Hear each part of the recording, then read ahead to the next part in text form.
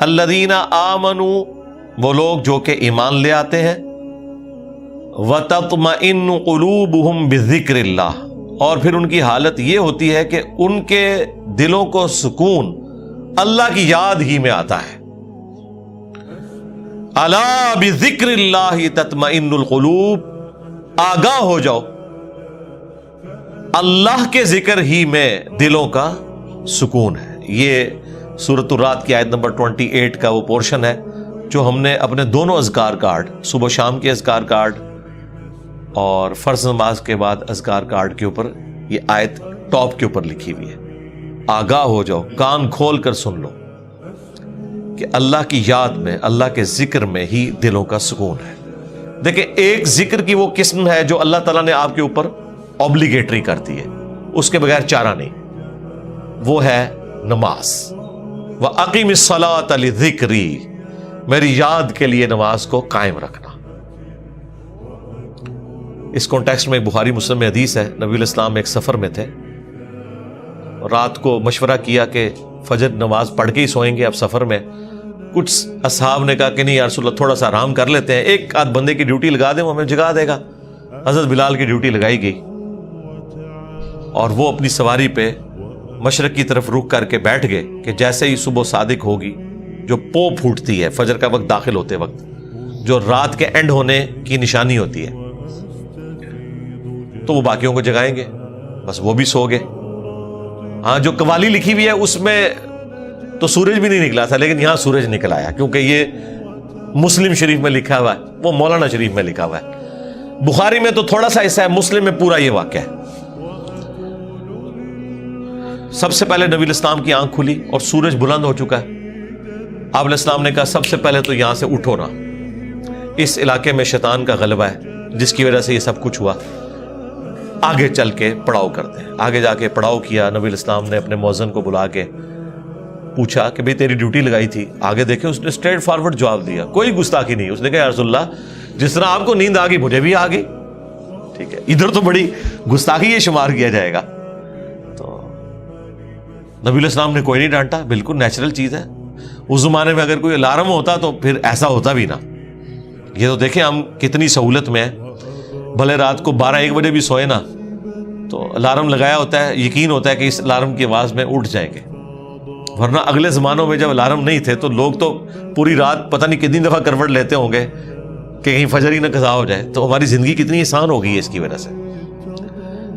پھر نبی علیہ السلام نے اذان دلوائی اور سورج بلند ہے، اور صحابہ کرام کہتے ہیں فجر کی نماز آپ نے جماعت سے پڑھائی، سورج نکلی ہوئی حالت میں۔ سلام پھیرنے کے بعد آپ نے فرمایا کہ اگر کوئی شخص سویا رہ جائے یا بھول جائے تو جیسے ہی اسے یاد آئے، جیسے ہی اس کی آنکھ کھلے، وہ والی نماز پڑھ لے، اس کے لیے وہی اس نماز کا ٹائم ہے، اس کے لیے۔ اس کو روٹین نہیں بنانی، اور تسلی بھی یہ دے دی کہ ٹینشن بھی نہیں لینی، ٹھیک ہے اگر ایسا معاملہ ہو گیا اللہ معاف فرمانے والا ہے، جان بوجھ کے تو نہیں کیا، اور تمہاری وہ نماز قضا بھی نہیں ہوگی۔ ظاہر ہے کہا اس کے لیے اس کی نماز کا ٹائم وہی ہے، وہ قضا بھی نہیں ہوئی، ادا پڑھی ہے تو جماعت کرائی ہے نا، ورنہ سورج نکلی ہوئے فجر کی نماز کا ٹائم تو نہیں ہوتا۔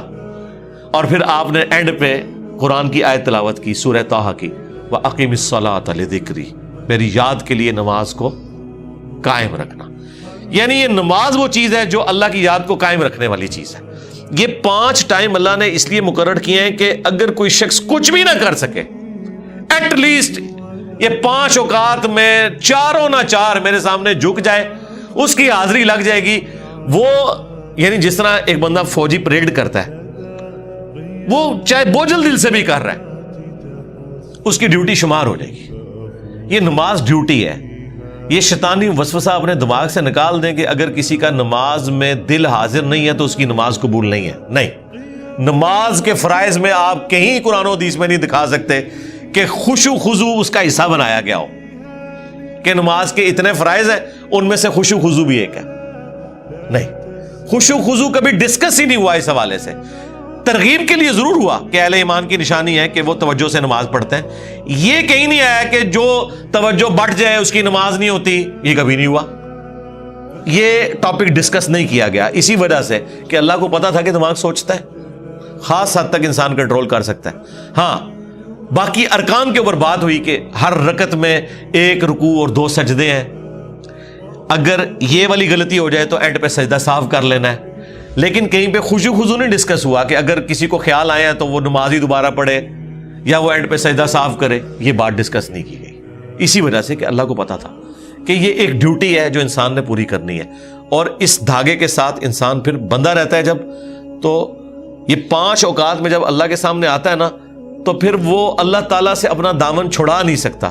باقی کی زندگی بھی اس کی پازیٹیو ہو جاتی ہے.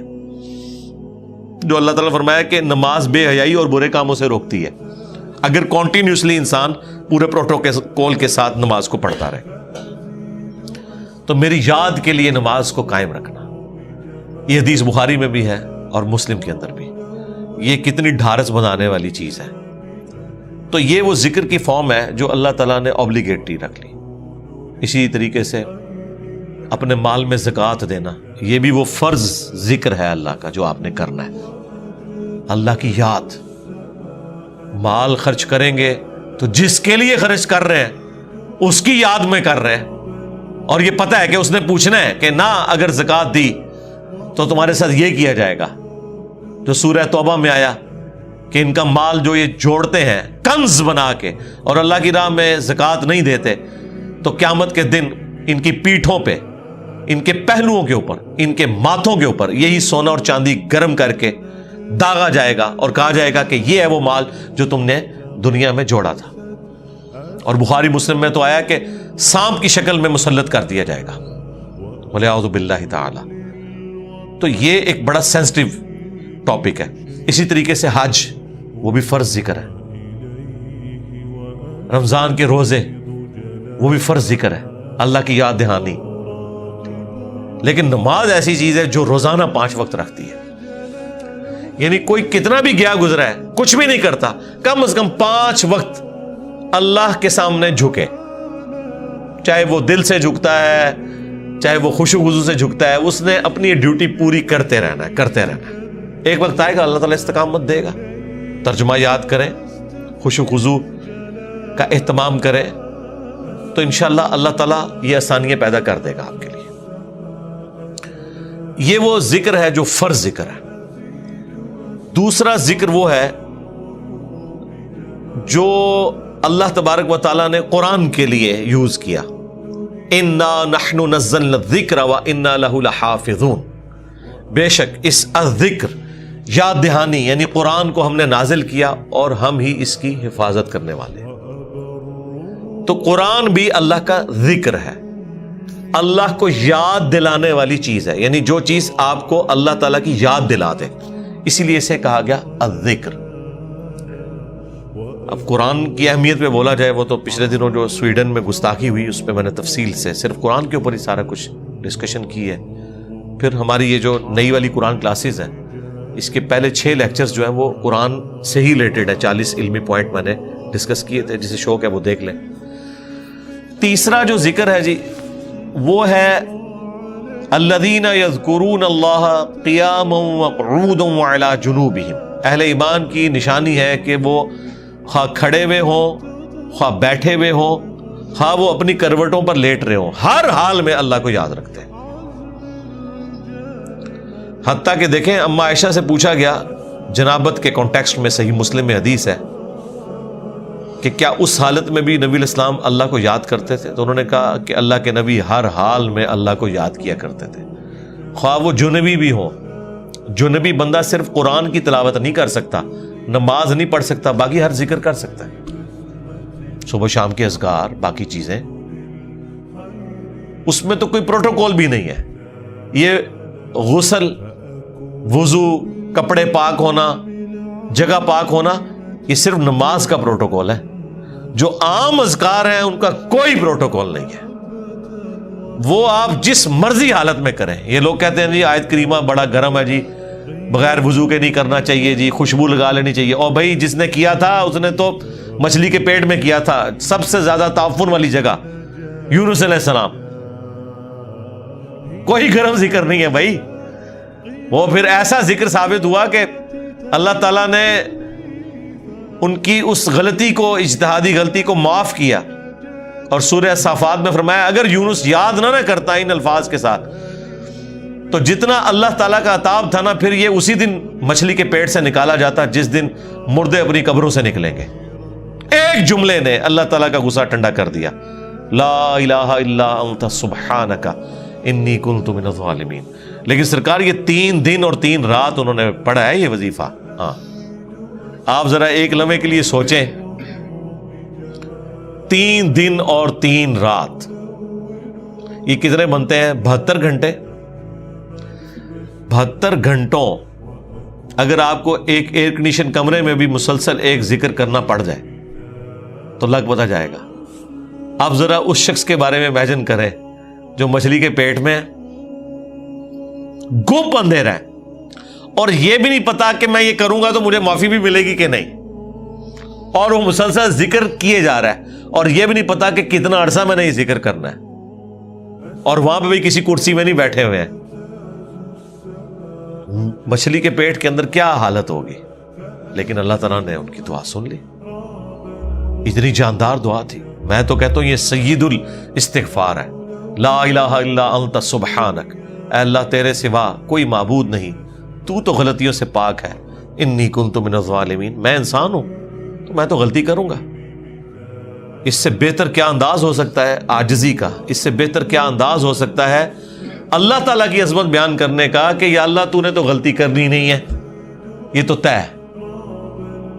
تو اگر مجھ سے پرسش کر رہے ہیں نا غلطی کی, تو میں تو انسان ہوں, غلطی کروں گا, اور مجھے اعتراف بھی ہے, میں تیری طرف رجوع لاتا ہوں. اللہ تعالیٰ نے معاف کر دیا. جامعہ ترمذی میں یہاں تک حدیث ہے کہ جو بھی یونس کی دعا کے ذریعے اللہ کی طرف متوجہ ہو, اللہ تعالیٰ اسے کبھی محروم نہیں لوٹاتا. اور یہ حصہ قرآن میں بھی ہے, وَكَذَلِكَ نُنْجِي الْمُؤْمِنِينَ, ہم مومنین کو بھی اسی طریقے سے نجات دیں گے. جب یہ دعا آئی نا سورہ الانبیاء میں, تو ساتھ یہ بھی ذکر آیا کہ انبیاء کی جو یہ دعائیں ہیں, خصوصاً یہ والی دعا یونس علیہ السلام کی, کوئی مومن بھی مانگے گا ہم اسے بھی نجات دیں گے. تو یہ جو دعائیں ہیں صبح و شام کے اذکار ہیں, جس کے اوپر میں نے پورا بلیو کارڈ لکھ دیا, اور فرض نماز کے بعد اذکار ہیں, گرین کارڈ لکھ دیا. یہ فرض نماز کے بعد اذکار, یہ صبح و شام کے اذکار. تو ان اذکار میں وہ ساری دعائیں ہیں جو نبی علیہ السلام نے کی ہیں. یہ ہماری ویب سائٹ سے بھی ڈاؤن لوڈ کر سکتے ہیں آپ, اس کی ایپ بھی بنی ہوئی ہے, PDF فارم میں بھی ہے. تو یہ اذکار کریں, صبح و شام کی دعائیں, اذکار, مختلف اوقات کی دعائیں, ٹوائلٹ میں جاتے وقت کی دعا, باہر نکلنے کی دعا, صبح اٹھتے وقت کی دعا, اور رات کو سونے سے پہلے دعائیں. یہ مختلف اوقات کی جو دعائیں ہیں, یہ وہ ساری دعائیں ہیں جو آپ نے اٹھتے بیٹھتے چلتے پھرتے کرنی ہے. درود شریف بھی, درود شریف اللہ کی عبادت ہے کیونکہ یہ دعا ہے, اور دعا جتنی بھی ہیں وہ اللہ سے کی جاتی ہیں, اور ہر دعا عبادت ہے. الدعاء هو العبادہ, یہ حدیث ہے سنن نسائی کے اندر, ترمذی کے اندر. اور نبی علیہ السلام نے حدیث کے اوپر اکتفا نہیں کیا, اس کے بعد آپ نے آیت پڑھی, ادعونی استجب لکم, اے میرے بندو مجھ سے مانگو میں تمہاری دعا کو قبول کروں گا. ان الذین یستکبرون عن عبادتی, بے شک جو لوگ میری عبادت سے تکبر کریں گے, یعنی مجھ سے دعا کرنے میں کنجوسی اختیار کریں گے, میں انہیں ذلیل و خوار کر کے جہنم میں داخل کروں گا, والعیاذ باللہ تعالی. حضور نے سورۃ المومن کی آیت نمبر 60 پڑھی, اسے سورہ غافر بھی کہتے ہیں, اس بات کے ثبوت میں کہ دعا کرنا عبادت ہے. تو جتنی دعائیں ہیں یہ عبادت ہے, اور یہ اللہ تعالیٰ کا وہ ذکر ہے, خواہ وہ درود شریف ہو, خواہ صبح و شام کے اذکار ہو, یا مختلف اوقات کی دعائیں ہوں, یہ اللہ تعالیٰ کے وہ ذکر کی شکلیں ہیں جس کا کوئی پروٹوکول نہیں. کوئی جنبی ہے, کوئی بے وضو ہے, کپڑے بھی ناپاک ہیں, جس جگہ پہ ہیں وہ جگہ بھی ناپاک ہے, کوئی فرق نہیں پڑتا اس سے. یہ ذکر آپ کر سکتے ہیں. مولا علی کا قول ہے جامعہ ترمذی میں, سنن ابی داؤد کے اندر, کہ نبی علیہ السلام کو حالت جنابت کے علاوہ کوئی اور حالت قرآن پڑھنے سے مانے نہیں ہوتی تھی. یعنی قرآن آپ نہیں پڑھ سکتے جنبی ہو, بغیر وضو کے قرآن بھی پڑھا جا سکتا ہے لیکن جنبی شخص نہیں پڑھ سکتا. لیکن جو اذکار ہے نا وہ اٹھتے بیٹھتے چلتے پھرتے، بھئی اما عائشہ سلام اللہ علیہا اس سے زیادہ کیا بات کرتی. جب جنابت کے کانٹیکسٹ میں ان سے پوچھا گیا تو انہوں نے کہا اللہ کے نبی تو ہر حال میں اللہ کو یاد کرتے تھے، خواہ وہ جنبی ہوں یا نہ ہو. اور غسل جنابت فوراً کرنا کوئی ضروری بھی نہیں ہوتا، اللہ تعالیٰ نے چھوٹ دی ہوئی ہے، بس نماز قضا نہ ہو. نبی علیہ السلام کبھی غسل جنابت رات کو کر لیتے تھے اور کبھی آخری پہر اٹھ کے کرتے تھے. تو غسل جنابت ڈیلے بھی کوئی شخص کر سکتا ہے. فجر پڑھ کے اگر کسی کے اوپر غسل فرض ہو گیا تو وہ زور سے پہلے کسی بھی وقت غسل کر کے زور کی نماز، بس وہ قضا نہیں ہونی چاہیے. تو اس دوران بھی اللہ کو تو آپ نے یاد کرنا ہے. ایون ٹوائلٹ میں غسل کرنے جب جانا ہے تو اللہ ہی کو یاد کر کے جانا ہے نا. اللہم انی اعوذ بک من الخبث والخبائث، جو بخاری میں دعا ہے، اے اللہ میں شریر جنوں اور جنیوں سے تیری پناہ میں آتا ہوں. یہ دعا جو آپ مانگ کے ٹوائلٹ میں جاتے ہیں تو جنبی شخص نے بھی یہی دعا مانگ کے جانی ہے نا. باقی بھی جو مختلف اذکار ہیں وہ آپ نے لازمی کرنے ہیں، اس میں کوئی سستی والا پہلو نہیں ہونا چاہیے. ہاں قرآن پاک سے متعلق جو چیزیں وہ آپ نہ کریں.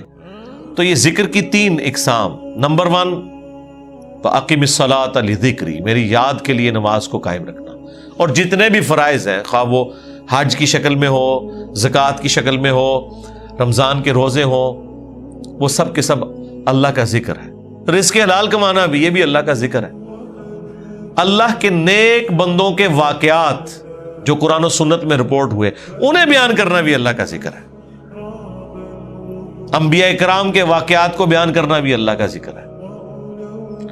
تو سب سے بڑا ذکر نماز، اس کے بعد قرآن تو بلکہ اپنے سٹیٹس میں دیکھا جائے تو وہ سب سے بڑا اللہ کا ذکر ہے، اللہ کی یاد دہانی والی چیز. لہذا قرآن کی تلاوت، قرآن کے احکامات کی پیروی کرنا، یہ سب کچھ اللہ کا ذکر ہے. اور تیسرے نمبر کے اوپر صبح و شام کے اذکار، مختلف اوقات کی دعائیں، درود شریف، یہ بھی اللہ تعالیٰ کا ذکر ہے. تو یہ 3 ہی اقسام ہیں ذکر کی جن کے اوپر ہمیشگی انسان کو کرنی چاہیے. اور کچھ چیزیں تو اللہ تعالیٰ نے فرض کے طور پہ کر دی ہیں، جیسے نماز ہے اور باقی فرائض ہیں، اس کے بغیر آپ کا چھٹکارا نہیں ہے. بخاری اور مسلم دونوں میں حدیث ہے کہ اللہ کا ذکر کرنے والا زندہ کی مثل ہے اور ذکر نہ کرنے والا مردہ کی مثل ہے. یعنی وہ زندہ لاش ہے جو اللہ کا ذکر نہیں کرتا. جامعہ ترمذی میں حدیث ہے، ایک صحابی حاضر ہوئے، یا رسول اللہ مجھے کوئی ایسی نصیحت کریں کہ اس کے بعد مجھے کسی چیز کی ضرورت نہ رہے. نبی علیہ السلام نے کہا کہ تیری زبان ہر وقت اللہ کے ذکر سے تر رہے، بس یہ نصیحت. یعنی صرف نماز کی حد تک نہیں، عام حالت میں. اچھا، ذکر کے لیے زبان ہلانا بھی ضروری نہیں ہے، دل میں بھی ذکر ہو سکتا ہے. اللہ کو یاد کرنا بھی ذکر ہے،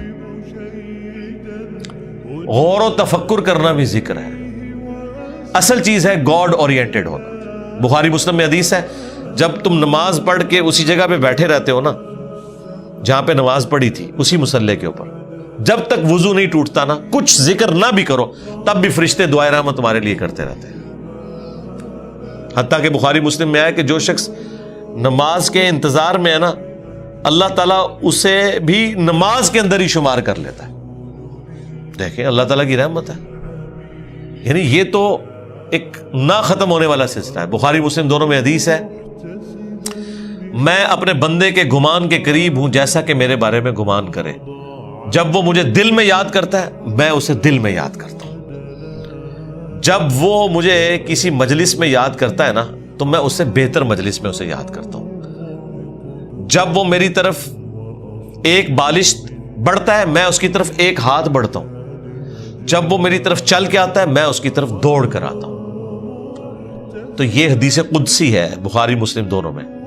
اور اسپیسیفکلی یہ قرآن حکیم کی درس و تدریس کے حوالے سے ذکر ہوا تھا کہ ایسی مجلس میں فرشتے حاضر ہوتے ہیں اور جب اللہ کے پاس جاتے ہیں، حالانکہ اللہ جانتا ہے، پھر بھی پوچھتا ہے کہ میرے بندوں کے پاس گئے تھے کس حالت میں پایا. وہ بتاتے ہیں یہ حالت تھی. پھر اللہ تعالیٰ پوچھتا ہے مجھ سے کیا مانگ رہے تھے؟ فرشتے بتاتے ہیں کہ بندے جنت مانگ رہے تھے. اللہ تعالیٰ پوچھتا ہے کیا جنت دیکھی انہوں نے؟ کہتے ہیں نہیں، اگر دیکھ لیتے تو اس سے بھی زیادہ مانگتے. اور کیا کہتے تھے؟ جہنم سے آزادی مانگ رہے تھے. کیا جہنم دیکھی میرے بندوں نے؟ نہیں، اگر دیکھ لیتے اس سے بھی زیادہ اشد و مد سے مانگتے. اللہ تعالیٰ فرماتا ہے تم گواہ ہو جو میں نے سب کو معاف کر دیا. اچھا وہ فرشتے کہتے ہیں یا اللہ ایک بندہ ایسا تھا جو ویسے ہی وہاں پہ آ گیا تھا, اس کی نیت نہیں تھی لیکن وہ ان کی مجلس میں بیٹھا تھا. اللہ تعالیٰ فرماتا ہے کہ یہ لوگ ہی ایسے ہیں کہ جو ان کی مجلس میں بھی بیٹھ جائے نا ان کو بھی میں نے بخش دیا. وہ جو کہہ رہے ہوتے ہیں نا غوث پاک کے درس میں بھی اگر کوئی بیٹھ گیا, کہانیوں میں نہیں میرے بھائی, درس قرآن میں, وہ چاہے غوث پاک دے رہے ہو یا کوئی انجینئر پاک دے رہے ہو یا کوئی ڈاکٹر پاک دے رہے ہو, اگر اخلاص کے ساتھ کوئی اللہ کا ذکر کر رہا ہے, خالص توحید بتا رہا ہے, قرآن و سنت کی تعلیمات بتا رہا ہے, اس کی مجلس میں بیٹھنے والے کے لیے جنت کا راستہ آسان ہو جائے گا. وہ تو حدیث ہے صحیح مسلم کے اندر کہ جو علم کے راستے پہ چلتا ہے اللہ تعالیٰ جنت کا راستہ اس کے لیے آسان کر دیتا ہے. یہ تو بالکل اسٹیبلش چیز ہے. تو یہ ذکر ایسا معاملہ ہے کہ کوئی دل میں بھی یاد کرتا ہے نا, اللہ اس کو پھر دل میں یاد کرتا ہے. فَاذْكُرُونِي أَذْكُرْكُمْ, یہ تو قرآن میں سورۃ البقرہ میں ہے, اے میرے بندے مجھے یاد کر میں تیرا ذکر کروں گا اور اس سے بہتر مجلس میں کروں گا, فرشتوں کی مجلس میں کروں گا. اور انسان کی کتنی خوش نصیبی ہے کہ انسان اللہ کو یاد کرے, اللہ تعالیٰ اس کے رسپانس میں اسے یاد کرتا ہے. انسان کا اللہ کو یاد کرنا یہ چھوٹی چیز ہے, اللہ کا اپنے بندے کو یاد کرنا یہ بڑی چیز ہے.